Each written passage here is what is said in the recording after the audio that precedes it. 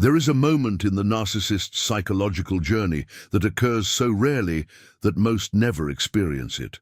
A moment when something genuine finally emerges through decades of carefully disguised emptiness. It's not intellectual insight into their own dynamics. It's not a sophisticated performance of vulnerability. It's real, visceral, terrifying feeling. For the first time since childhood, perhaps for the first time in adulthood, the narcissist touches an authentic emotional capacity within themselves. And at the exact moment this happens, in the fragile instant when something true finally breathes within the dead psychic structure, they perceive with devastating clarity that another person will destroy it. Not accidentally, deliberately. And this person is not a cruel rival or a vengeful enemy. It's an empath.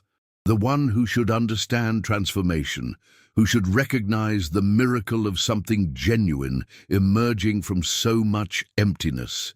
But the empath, operating from their own unintegrated shadow, from unhealed wounds, from rigid judgment disguised as discernment, will not see the fragile emergence of true love. They will only see yet another sophisticated manipulation. And by destroying it, you will ensure that the narcissist never risks being genuine again. The story involves three intertwined lives in a configuration that will defy all expectations about narcissistic empathic dynamics. First is Ricardo Fonseca, 62 years old, a construction magnate whose fortune was built on his ability to read people and strategically exploit their vulnerabilities. He married 3 times, always to women who admired his power, and divorced when they began demanding an emotional presence he couldn't provide. He had 4 children who see him as a generous financial provider, but an emotionally absent father. For 40 years, Ricardo operated behind such a well-calibrated persona that even he forgot it was a mask.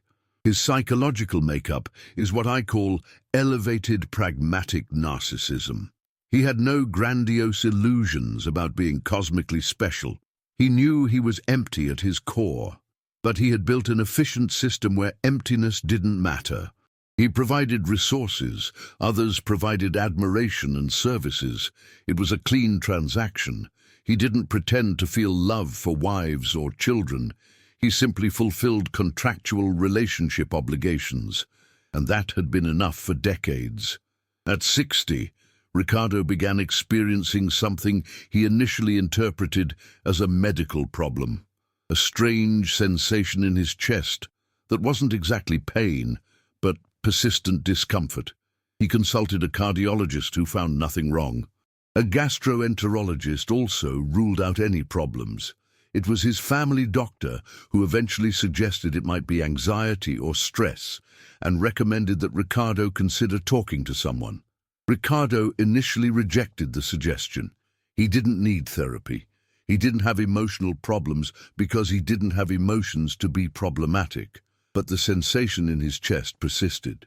And because Ricardo was a man who solved problems efficiently, he eventually agreed to consult a psychologist, not for therapeutic work, but for a technical diagnosis of what was causing the physical symptom. The psychologist he found was Dr. Enrique Mora, a 58-year-old man with decades of experience. During the first session, Ricardo described his symptoms clinically. Enrique listened and then asked a seemingly unrelated question. When was the last time you allowed yourself to genuinely feel something? Ricardo was confused by the question. He felt things. Irritation when deals didn't go as planned. Satisfaction when he closed a lucrative agreement. Enrique nodded gently. I'm not talking about reactions to external stimuli. I'm talking about emotion that arises from within, not as a response to something outside, but as one's own internal experience. Ricardo honestly considered the question and realized he couldn't recall such an experience in adulthood, perhaps as a child, before learning that emotions were manipulated by his mother or ignored by his father. But since then, nothing. Enrique explained that the sensation in his chest could be Ricardo's body trying to communicate that something was emerging emotionally after decades of suppression. Ricardo dismissed the interpretation as pop psychology lacking substance. But the feeling persisted, and because he was a man accustomed to solving problems, he decided to conduct an experiment. He would continue sessions for a defined period to see if there was any merit in Henrique's theory. Not because he believed in it, but because he would systematically eliminate possibilities. For the next few months, something unexpected began to happen. In the weekly sessions, Ricardo began to access childhood memories that he had completely buried. Not through dramatic techniques, but simply through Henrique asking questions and patiently waiting for answers. Ricardo remembered being 7 years old and crying because the family dog died. His mother said that men don't cry over animals. His father completely ignored it. Ricardo remembered being 9 and excited about a science project. He presented it to his parents, who barely glanced at it before returning to their discussion. Ricardo remembered being 12 and falling in love for the first time, confessing to his mother that he was constantly thinking about a girl. His mother laughed and said it was childish nonsense. Each memory was a moment where genuine emotion had been expressed and then invalidated, ridiculed or ignored. And Ricardo, the intelligent child that he was, had learned his lesson.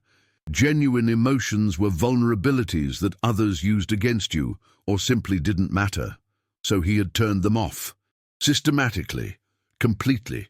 He built a persona that didn't need emotional validation because it had no emotions to validate. Henrique didn't judge this adaptation. He observed that it made perfect sense given the environment in which Ricardo grew up. Children do what they need to do to survive psychologically. But Henrique gently suggested that perhaps now, at 60, with established financial security and no dependence on parental figures, Ricardo could consider whether he still needed the defenses he built at age 12. Something about that observation resonated with him. Ricardo began to notice that the sensation in his chest intensified when he suppressed emotional impulses.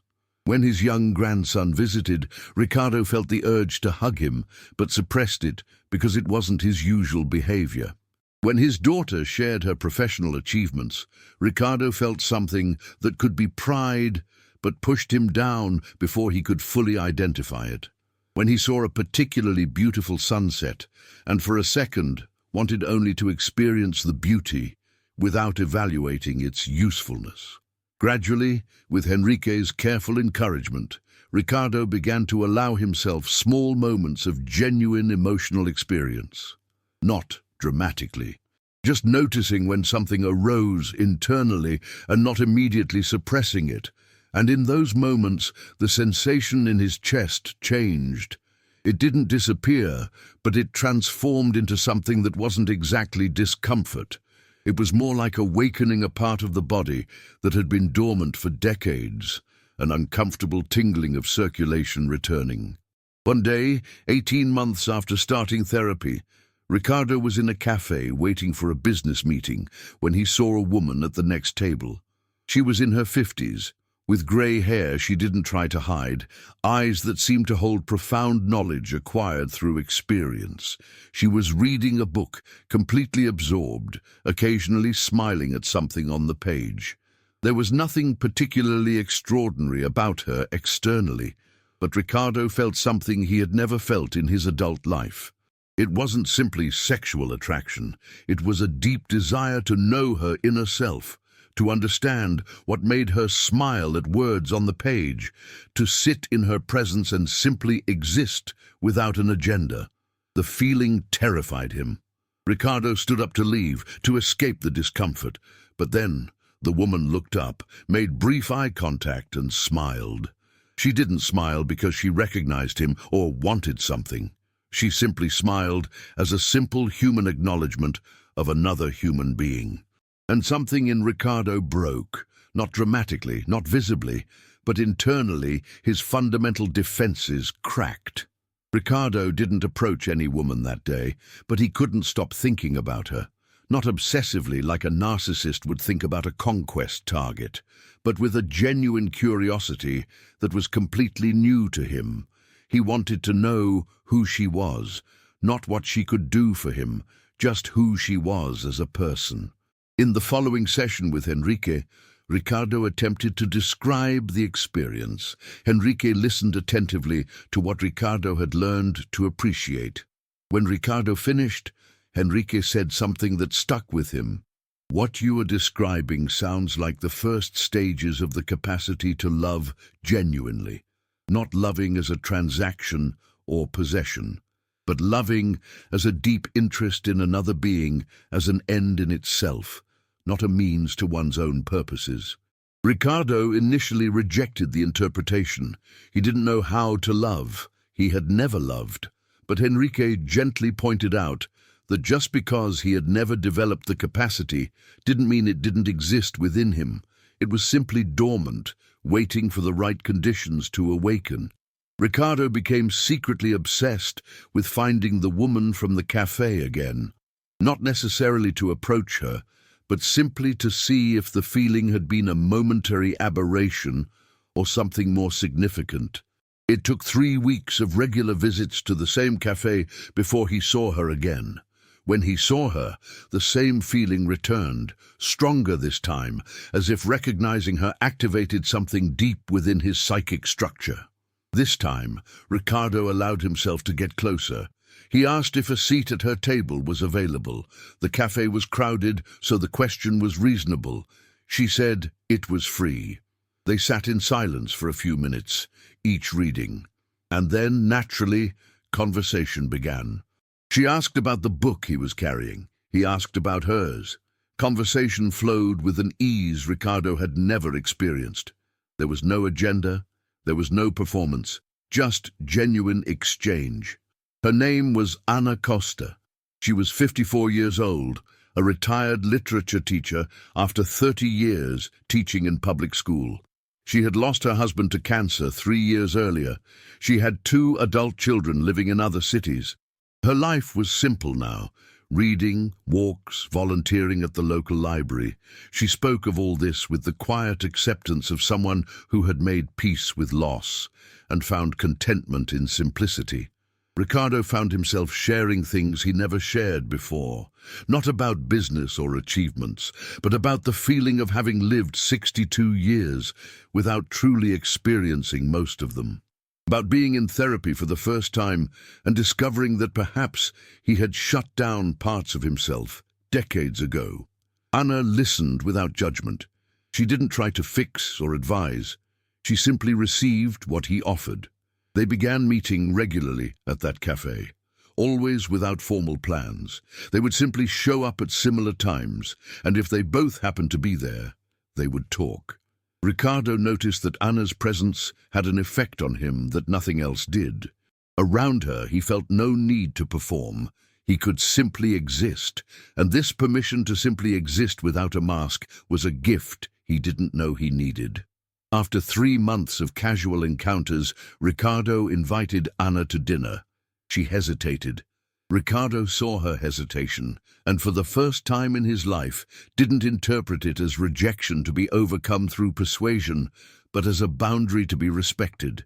He said he completely understood if she wasn't interested. He didn't pressure her. And this lack of pressure, this genuine respect for her agency, made Ana reconsider. She accepted. Dinner was a revelation for Ricardo. Ana spoke about her marriage to her husband. They had met young, grown up together, and navigated the challenges of raising children with limited resources. There was no romanticization. She spoke honestly about difficulties as well, moments when they felt distant, conflicts they had to work through. But through it all, there was a deep commitment to each other.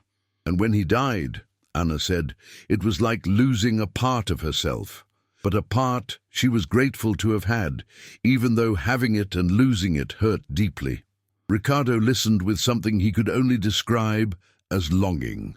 Longing for the kind of connection Ana described. He had never experienced anything remotely similar.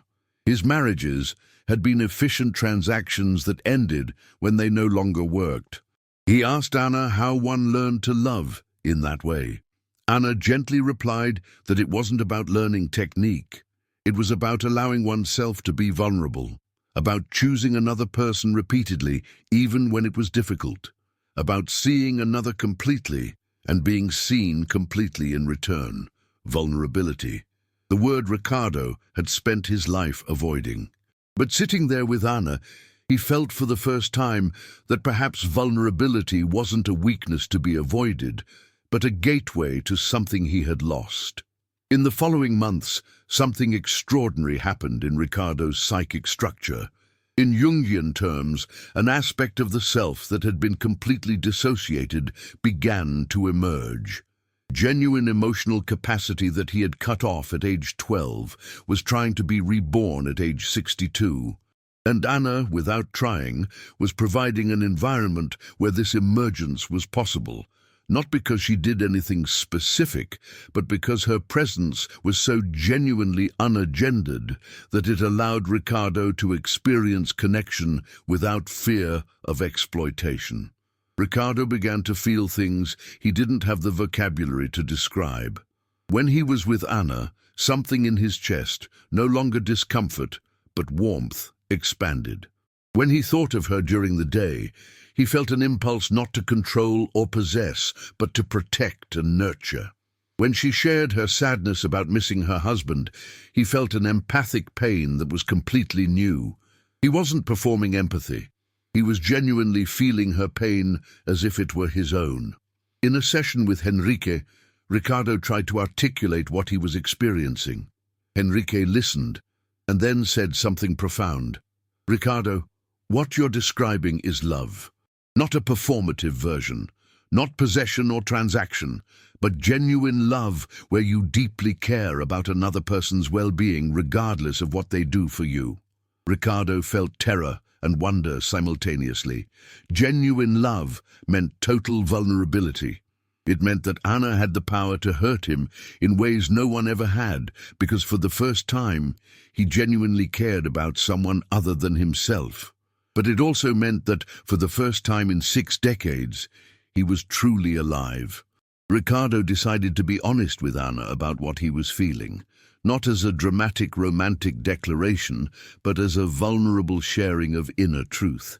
He said he had been in therapy for 2 years, working to access emotions he had suppressed since childhood, that her presence had catalyzed the emergence of emotional capacities he didn't know still existed within him, that he was falling in love with her in ways he didn't fully understand, but that were more real than anything he had felt before.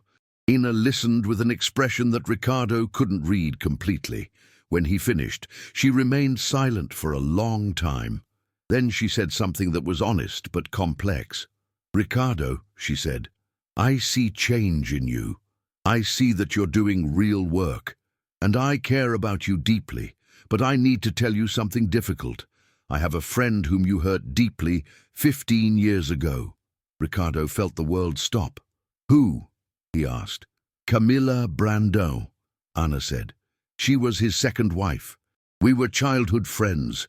We lost touch when she married you. We reconnected after the divorce. And Ricardo, what she went through with you destroyed her. It took her years to rebuild her sense of self." Ricardo remembered Camilla. Their marriage had lasted 4 years. It ended when she said she could no longer live with an emotionally absent man. For Ricardo at the time, it had simply been incompatibility, a transactional relationship that stopped working. But listening to Anna describe it, he began to understand that for Camilla it had been much more. She had genuinely fallen in love. She had tried to reach him emotionally, and each time he didn't respond, each time he treated her intimacy as an irritation or manipulation, it had eroded her sense of self-worth until she was broken. Anna continued, "Camilla told me everything. How you were charming at first, but how that charm was calculated. How you were never truly emotionally present. How every attempt she made to connect was met with indifference or irritation. How she eventually began to question her own sanity because you denied things she had said, rewrote stories to make her seem irrational. When she finally left, she was in pieces." Ricardo felt something completely new, genuine shame, not embarrassment at having been caught, but true shame for the harm he had caused. He had never thought of ex-wives as people with deep inner lives that he had impacted. They were transactions that had ended, but listening to Anna describe Camilla's experience, he confronted for the first time that his actions had real emotional consequences for others. "I didn't know," he said. "It's not an excuse, but it's true.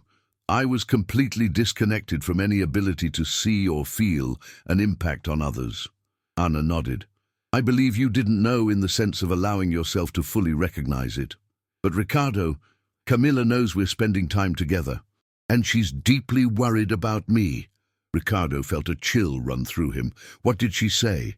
Anna took a deep breath. "She said that you're doing exactly what you did to her, that you're performing vulnerability and transformation to seduce me, that you're a narcissist who learned to imitate emotional intimacy but can't truly feel it, that eventually I'll see the emptiness beneath the performance, and when I do, it will be devastating because I will have invested believing it was real." Ricardo felt his heart, which he had only recently begun to feel, break, because he understood exactly why Camilla would say that. Based on her experience with him 15 years ago, her conclusion made perfect sense.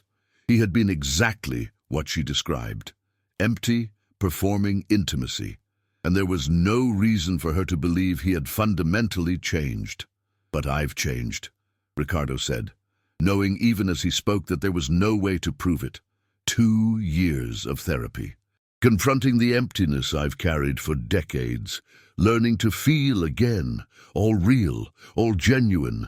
And what I feel for you is more real than anything I've ever experienced.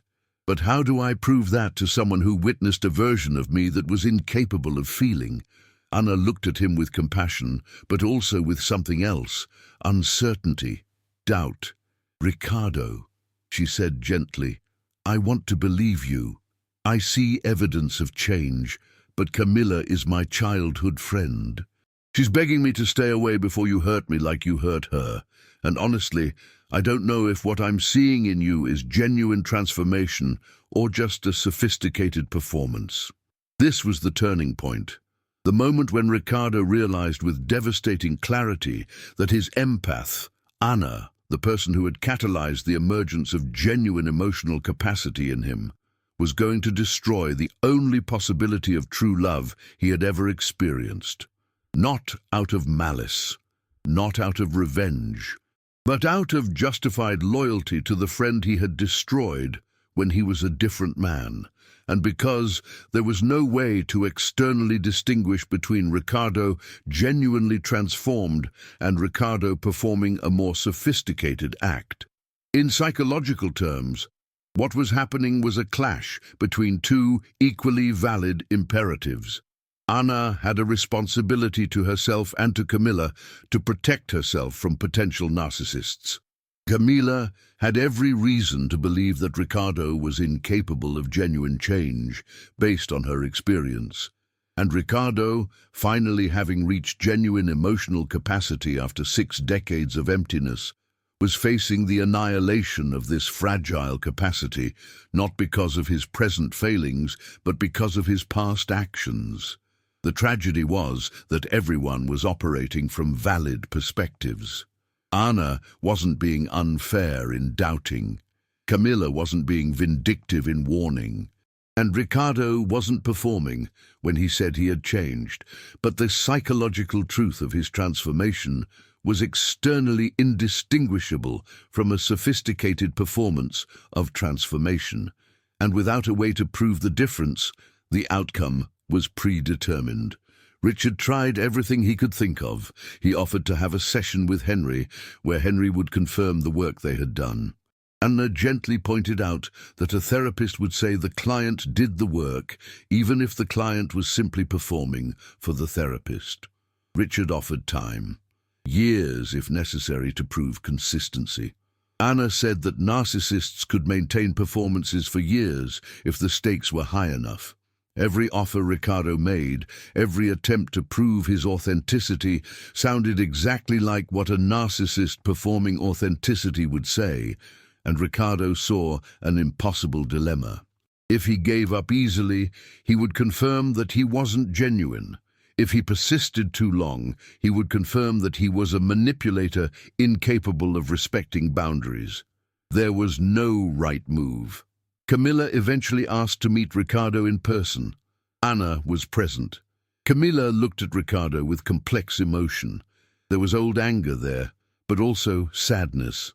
"Ricardo," she said, "I spent years in therapy processing what you did to me. You made me question reality.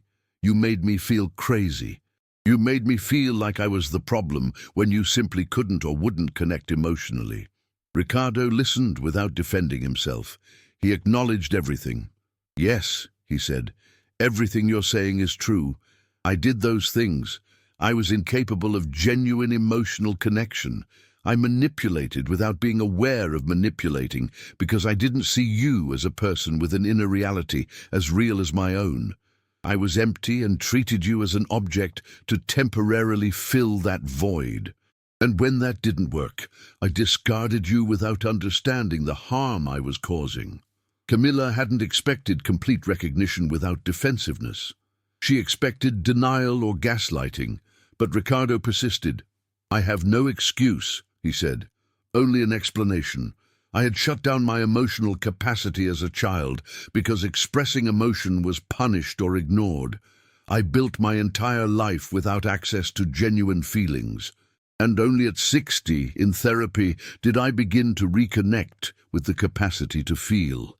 Anna catalyzed the emergence of this. "And for the first time in my adult life, I know what it is to love genuinely.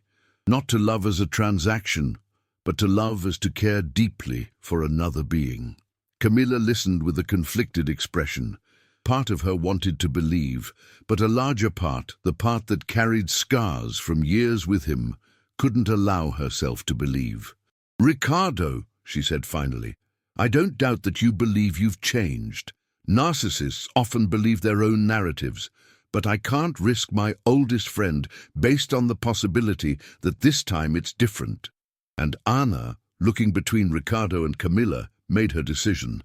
"Ricardo," she said with a gentleness that made things worse, "I need to distance myself, not because I don't care about you, but because I can't distinguish between genuine transformation and sophisticated performance, and the risk of being wrong is too high." Ricardo felt something die inside him, not a persona, not a mask, but a genuine self that had begun to emerge. It was like watching a fragile plant finally sprout through arid soil, only to be trampled before it could properly take root. He understood Anna's decision. He even agreed with it rationally, but emotionally, it was the annihilation of the only real thing he had ever experienced. He didn't beg. He didn't try to manipulate. He simply said, "I understand, and I hope you'll be happy." And then he left, knowing he'd probably never see her again. In the following weeks, Ricardo went through something I can only describe as mourning for an unborn self. He had touched the capacity to love genuinely. He had experienced what it was like to feel a real connection with another being. And now he was being forced to confront that he might never have the opportunity to fully develop those capacities because actions of his previous self made it impossible for anyone to trust that transformation was genuine. In sessions with Henrique, Ricardo processed not only the loss of Anna, but a deeper self-awareness. He had lived 62 years as an empty man. He had hurt people who tried to love him because he was incapable of emotional reciprocity. And now, when he had finally developed the capacity for reciprocity, the legacy of who he had been made it impossible to use that capacity. It was punishment perfectly proportionate to the crime. He had made others feel unseen, unloved, disposable. Now he experienced the same invisibility, the same discardability, the same disbelief even when being genuine. Henry offered no easy consolation. He simply witnessed Ricardo's pain and gently suggested that perhaps Ricardo's job now wasn't to convince Anna or anyone else that he had changed. It was to live with the emotional capacity he had developed, to use that capacity to make amends where possible, and to accept that some consequences of decades of emotional emptiness were irreversible. Ricardo tried to make amends. He contacted Camilla and asked permission to speak without Anna present. Camilla hesitantly agreed. Ricardo didn't try to persuade her of anything. He simply offered full acknowledgement and apology for the harm he had caused. Not an apology expecting forgiveness. An apology recognizing the real and devastating impact on her life, and acknowledging that he bore responsibility for it. Camilla received an apology, but did not offer forgiveness. She said she would need time to process whether she believed it was genuine, and even if it was, forgiveness wasn't something she felt ready to offer. Ricardo accepted this. He understood that an apology didn't buy absolution. It was merely an acknowledgement of the truth. He also contacted his first and third ex-wives. He offered the same apologies without expectations. His first wife was confused, but politely accepted. His third wife was cynical, assuming it was a new manipulation for some purpose she didn't yet understand.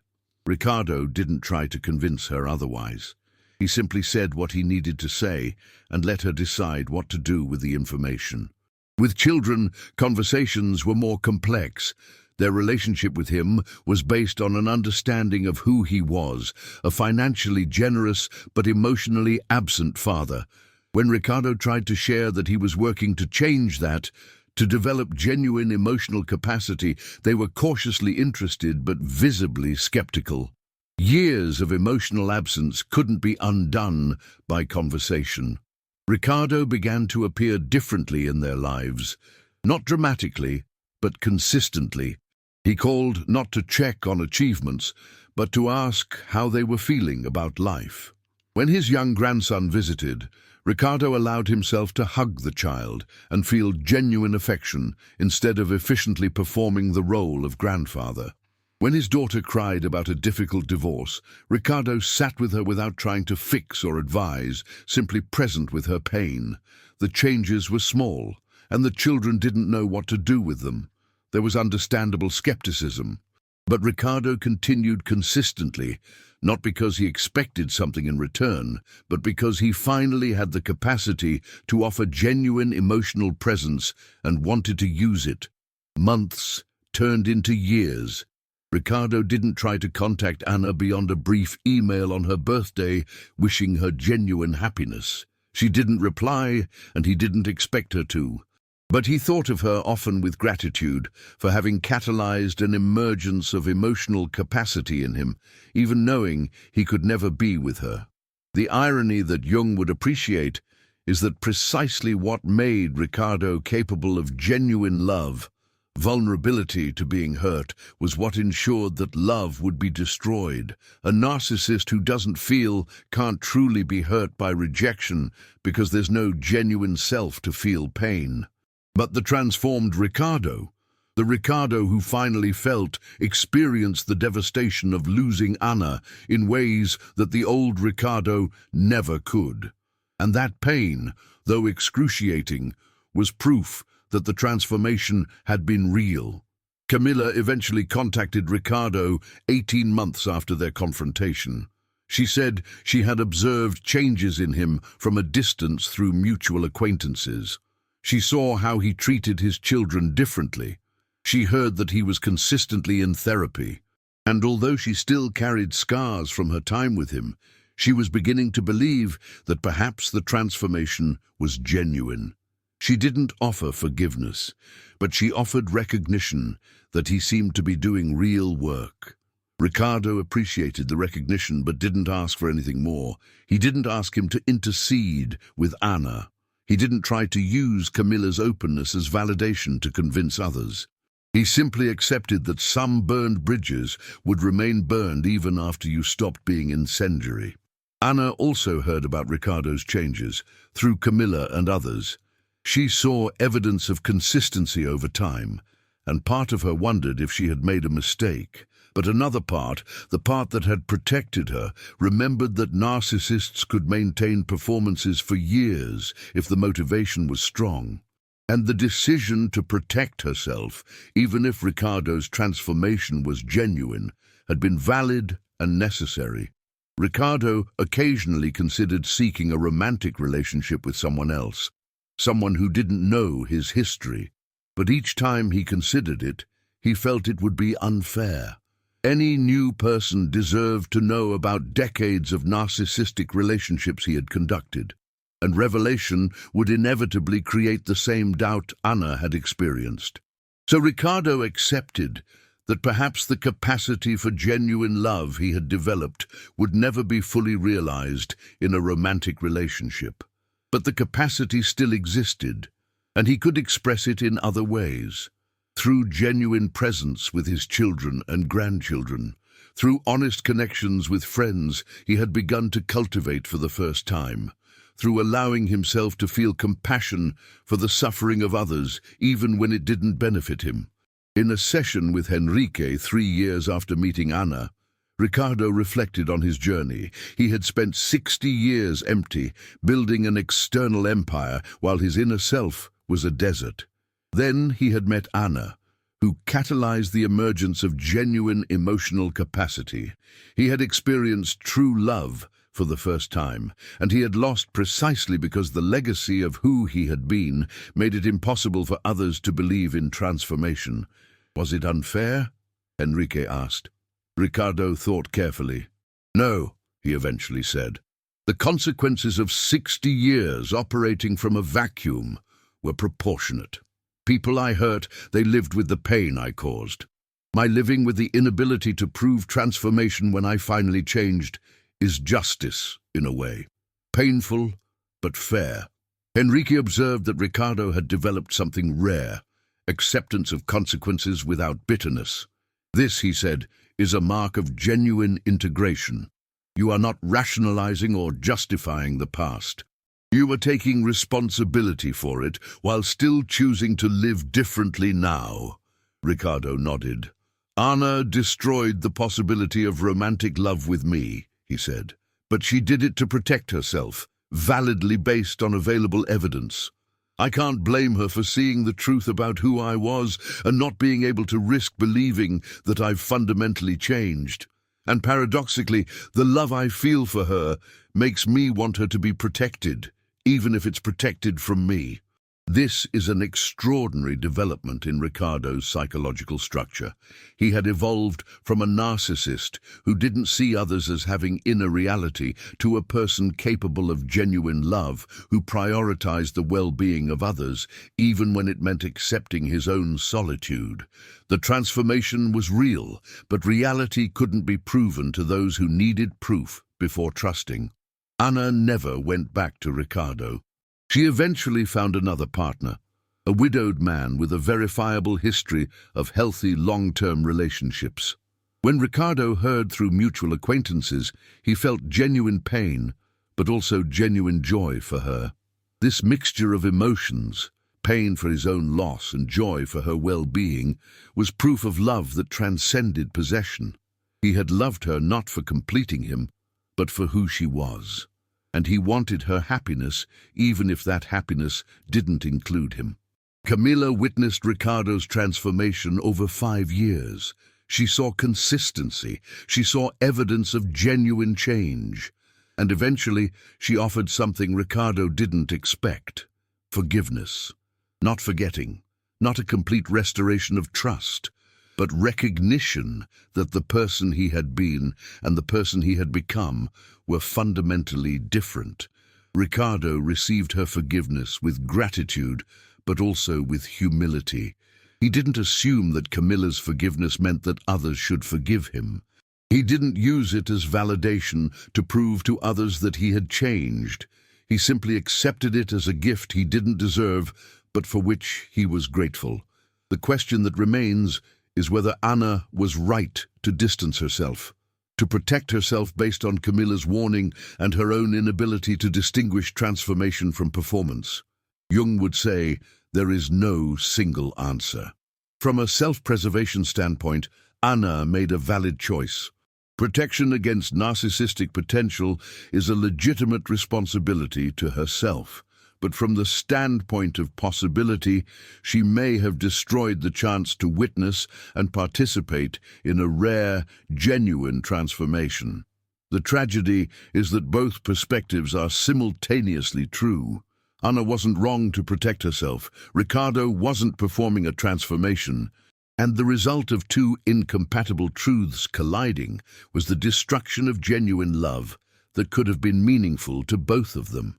For Ricardo, work became living with the emotional capabilities he developed without a romantic relationship to complete them.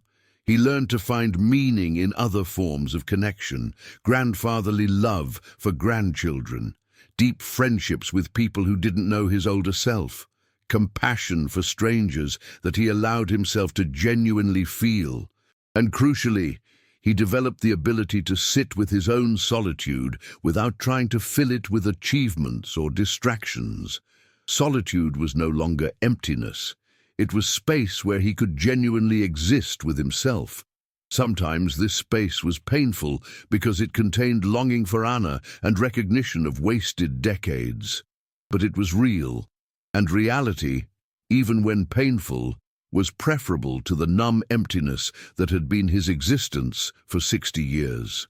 The psychological lesson this configuration offers is profoundly complex.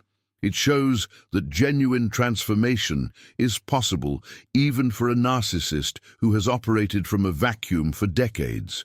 Ricardo proves that dissociated emotional capacities from childhood can be recovered in middle age if a person is willing to do the brutal work of confronting them.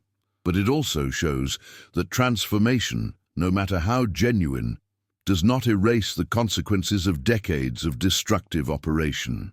Hurt people have the right to protect themselves, even if it means rejecting genuine transformation from those who hurt them. And perhaps the most uncomfortable truth, sometimes empaths destroy true love in narcissists not out of cruelty, but out of legitimate wisdom for self-preservation. Anna wasn't being vengeful, she was being wise based on available information. Camilla wasn't being obstructionist, she was protecting her friend based on lived experience. That their protection coincided with the destruction of Ricardo's fragile emotional capacity is a tragedy, not an injustice. Ricardo, at 68, now lives a radically different life than he did at 60. He passed his construction empire on to his children. He traded his large house for a smaller apartment. He dedicates his time to genuine relationships instead of professional transactions. And perhaps most significantly, he has developed the capacity for gratitude towards Anna, without resentment for having lost her. In conversations with Enrique, Ricardo occasionally expresses that Anna was the love of his life, even though he only knew her briefly. Not because she was perfect, or because a relationship would have been without challenges, but because her presence catalyzed the birth of his capacity to love genuinely. And although specific love for her cannot be realized, that capacity remains. It was a gift she gave without knowing she was giving it. Enrique observes that Ricardo has developed what Jung would call a differentiated self. He is no longer completely identified with the persona, nor with emptiness. He has integrated emotional capacities that he had previously dissociated. He has accepted responsibility for past harm without being crushed by guilt. And he has learned to live with the consequences of decades of narcissism while being a different person in the present. The key point of the title, when the narcissist realizes that the empath will destroy their true love, is not a moment of guilt or villainy. It is a moment of collision between equally valid imperatives. Self-protection versus the possibility of witnessing transformation. Wisdom based on past experience versus faith in the possibility of present change. There is no absolute right choice, only choices with different consequences. Anna chose protection and likely lived a safer life. Ricardo experienced the annihilation of genuine love, but continued developing emotional capabilities in other ways. Camilla protected her friend and eventually witnessed transformation through safe distance. They all pay different prices for different choices. The story doesn't offer a romantic redemption where Ricardo eventually proves himself to Anna and they live happily ever after. Because life rarely works that way. Genuine transformation doesn't guarantee reconciliation or second chances. Sometimes we fundamentally change and still live with the consequences of who we were before. That doesn't make the change any less real or less valuable, just less complete than we would like it to be. Ricardo carries Anna in his heart in a way he never carried anyone during 60 years of emptiness. Not out of obsession or possession, but out of gratitude for having shown that the capacity for genuine love still existed within him, waiting for the right conditions to emerge. And even if those conditions didn't allow love to fully blossom, the emergence itself was a transformation that no one can take away. And perhaps that's enough. Not ideal, not complete, but enough. A narcissist who finally experienced true love and lost it not because of performance, but because the legacy of performance made it impossible for others to believe in authenticity. An empath who wisely protected themselves but perhaps destroyed a rare opportunity to witness genuine transformation. And between them, love that was real but unachievable. Love that proved that even the emptiest psychic structures can be filled with genuine capacity if the right conditions arise, even if too late to repair all past damage or convince all those who witnessed emptiness that fulfillment is real.